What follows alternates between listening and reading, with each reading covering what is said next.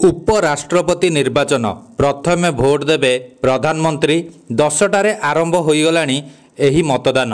आसंतु जानिबा एहार services खबर विषय रे। उपराष्ट्रपति पदरु जगदीप धनखड़ इस्तीफा देवार प्राय 2 मास पर आज उपराष्ट्रपति पद पर निर्वाचन अनुष्ठित हेबो।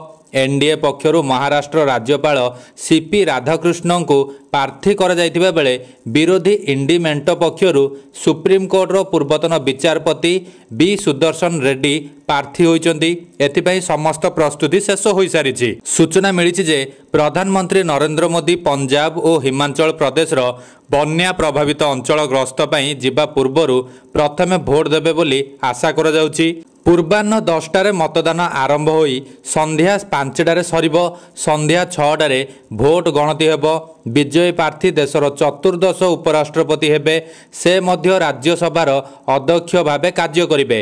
उपराष्ट्रपति प्रार्थी को सांसद माने गोपन बालाट जरिए भोट देबे।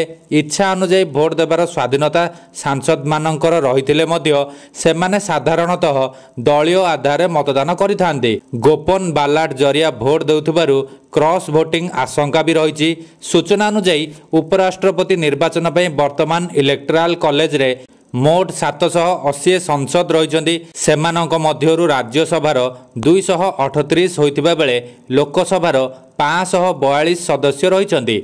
लोकसभार गोटिए एवं राज्यसभार 6टी आसन एवं खाली पड़ी।